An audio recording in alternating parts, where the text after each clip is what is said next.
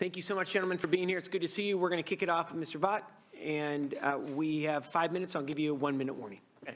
Thank you so much. Yes, thank you, Senator McGuire, for the forum, and also for Tom for you bringing up aquaculture the word aquaculture whenever you can, and the continued work of the committee, because it's important to bring these issues up every year and every time we have a chance. Good to see you. When I put in the review of what I was going to say, you know, it's a little more than 5 minutes, so a few of those things I'll just keep brief and kind of center in on what's really important. So, again, my name's Tony Vaught from Professional Aquaculture. I have a business in the North Valley that advises in aquaculture and been a farmer for many, many years. Thanks for the opportunity to speak with you regarding the future of aquaculture.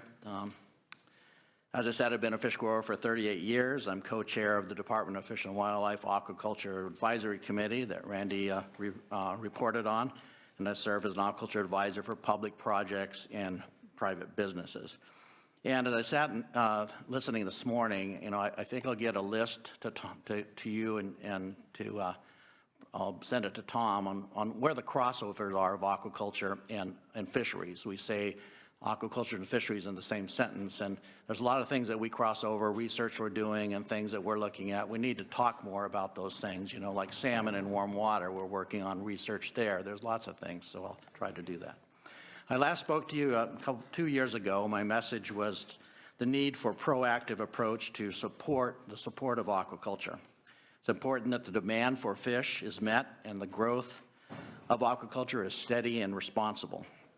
I'm pleased to report that there's been progress regarding the public's positive view of aquaculture. It's quite extraordinary, actually, over the last 2 years in my business and the level of interest of aquaculture. It's been due to the increased publicity of the importance of fish and shellfish farming. The reduced supply and increased cost of seafood has the public listening to the solutions. NOAA has recently opened the door to aquaculture in federal waters. The state university system is addressing aquaculture, and legislators are engaging in business-friendly legislation to further fish and shellfish production. This awareness also stems from the realization that we have a protein deficiency in the world, and we need to be responsible with the use of available protein sources such as fish meal. Aquaculture uses only a portion of the fish meal harvested. Animal agriculture and pet food are large consumers of the resource. Researchers and private nutritional companies are seeking alternate sources of nutrients, whether it be plant protein, fish meal, reclaimed protein, or algae. The progress made in aquaculture will not only feed poor countries, but will feed protein-poor countries, but will provide fish for restaurants and household chefs and for recreation. Fish can return protein by efficient feed conversions, and shellfish are not only delicious, but they're environmentally beneficial.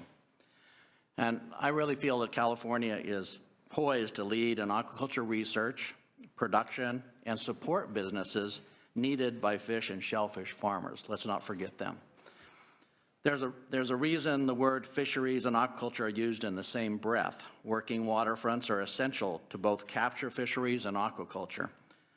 Aquaculture, to operate offshore, needs people familiar with working the ocean. Aquaculture needs hatcheries and onshore headquarters. Processing and marketing can be cooperative. Sites in Humboldt Bay, Ventura, and San Diego are looking to build on onshore facilities supporting offshore fish and shellfish culture. Many inland sites can serve both fresh and salt water.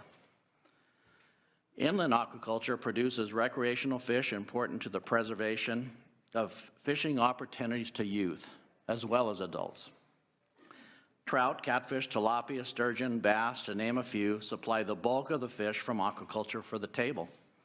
Freshwater farmers have partnered with traditional crop producers to reuse and conserve water. Inland farms provide habitat for wildlife, much like rice farms. I'd like to see a finfish aquaculture initiative launched this year. The recent and highly successful shellfish initiative championed by this committee and AB 226 authored by Speaker Atkins, are both models for every state regarding access to fresh and local seafood. My message to you today is to keep up the pro-aquaculture theme, look for business innovation which can benefit by new legislation, and be vigilant to legislation blocking progress. It's possible to grow fish and shellfish responsibly and cooperatively. If we do not, the alternative is a shortage of seafood and opportunity, again, exported. I wanted to add, kind of off script, listen this morning to the hardships of the crab industry, and I can really relate because a lot of the farmers have gone through significant drought, and some have closed down. And in years past, it's just a tough business, and you just have to keep at it. And I just really want to work with the committee and others to see how aquaculture can help. There's a lot of crossovers and a lot of people out of work, and there's a lot of opportunity that might be coming up as aquaculture grows. They're all great people that know how to run boats, fix things, and they're resourceful, hardworking, and so I just wanted to add that. Thank you. Very grateful.